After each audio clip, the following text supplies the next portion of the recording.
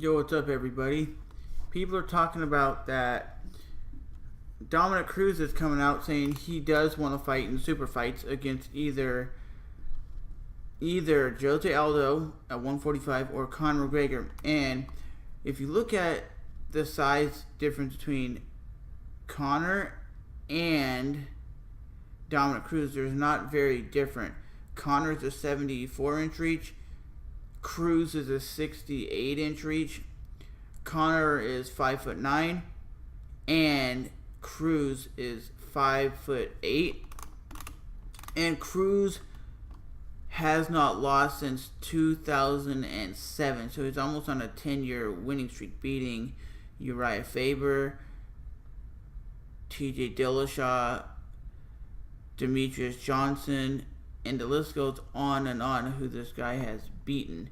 And he has an 84% takedown defense. So there's no way in hell that Conor McGregor would be able to take this guy down. And he has a 76% total strike advantage. So he lands about 76%.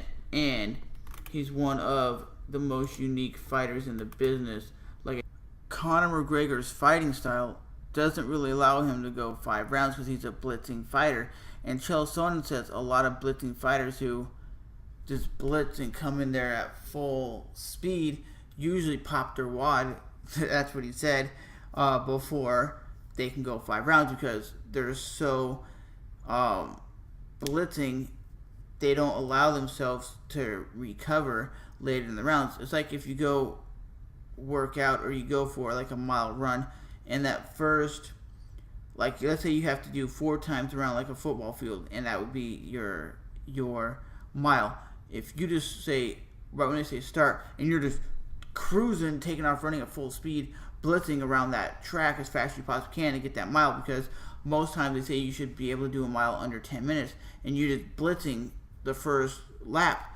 Most often, you get to the second and third lap and you're already puffing because you're not prepared to go all 4 laps. Same thing in a fight. You even seen Conor McGregor at UFC 202 gassing out after the second round.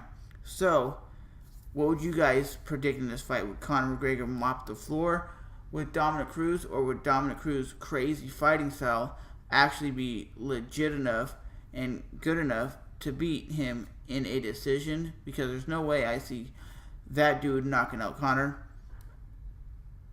And I see it, if he wanted to take Conor down, he could, because Conor has a crappy ground game. That's his weak point. It might not be the most crappiest ground game, but the guy is significantly a bad ground fighter. It's just what it is.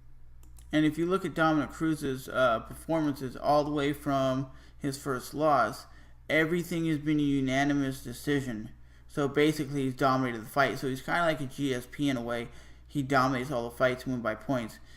Like, every fight, the fights that all his title fights have been 5-round unanimous decision, split decision. He has one TKO doctor. It says TKO doctor stoppage against Brian Bowles in 2010. Everybody knows the way Conor McGregor wins. He brutally knocks out his opponents in the first round. That's his go-to move, is the brutal knockout. So, like I said, you got a guy who goes all 5 rounds, wins by a split decision, and you got another guy who brutally TKOs his opponents like it's nothing. So let me know in the comment section below, would you want to see this fight if the fight could be had? Because every fighter now is fighting for big dollar fights. The titles really don't mean nothing anymore. So I'm Trevor from Trevor's MMA, and I will definitely see you guys in the next one. Bye-bye.